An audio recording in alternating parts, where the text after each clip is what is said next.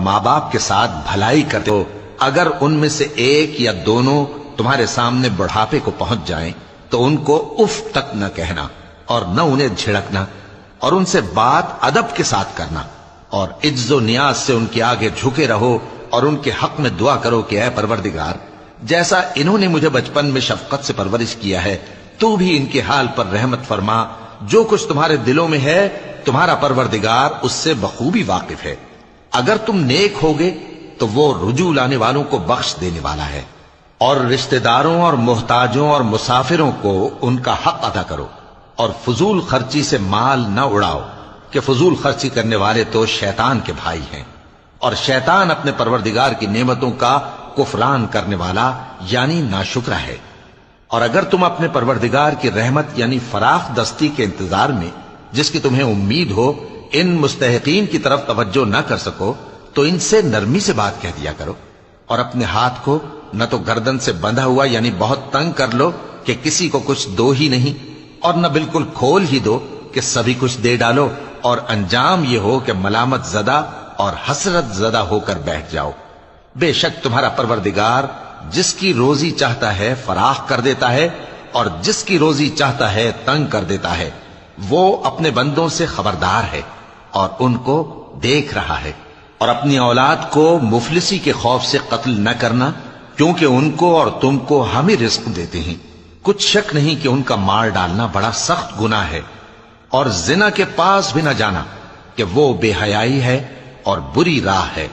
اور جس جاندار کا مارنا اللہ نے حرام کیا ہے اسے قتل نہ کرنا مگر جائز طور پر یعنی بفتوائے شریعت،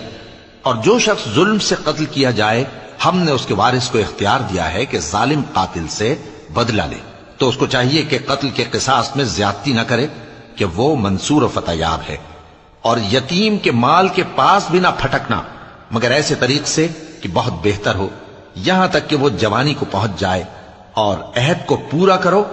کہ عہد کے بارے میں ضرور پرسش ہوگی، اور جب کوئی چیز ناپ کر دینے لگو تو پیمانہ پورا بھرا کرو، اور جب تول کر دو تو ترازو سیدھی رکھ کر تولا کرو، یہ بہت اچھی بات اور انجام کے لحاظ سے بھی بہت بہتر ہے۔ اور اے بندے،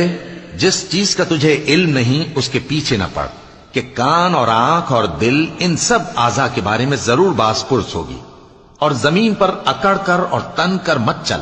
کہ تو زمین کو پھاڑ تو نہیں ڈالے گا اور نہ لمبا ہو کر پہاڑوں کی چوٹی تک پہنچ جائے گا۔ ان سب عادتوں کی برائی تیرے پروردگار کے نزدیک بہت ناپسند ہے۔ اے پیغمبر، یہ ان ہدایتوں میں سے ہیں جو اللہ نے حکمت کی باتیں تمہاری طرف وحی کی ہیں، اور اللہ کے ساتھ کوئی اور معبود نہ بنانا کہ ایسا کرنے سے ملامت زدہ اور راندہ درگاہ بنا کر جہنم میں ڈال دیے جاؤ گے۔ مشرکو، کیا تمہارے پروردگار نے تم کو تو لڑکے دیے اور اپنے لیے فرشتوں کو بیٹیاں بنایا؟ کچھ شک نہیں کہ یہ تم بڑی نامعقول بات کہتے ہو،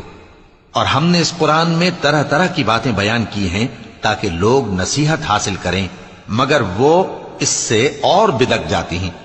کہہ دو کہ اگر اللہ کے ساتھ اور معبود ہوتے جیسا کہ یہ کہتے ہیں تو وہ ضرور عرش والے کی طرف لڑنے بھیڑنے کے لیے رستہ نکالتے، وہ پاک ہے، اور جو کچھ یہ بکواس کرتے ہیں اس سے اس کا رتبہ بہت عالی ہے۔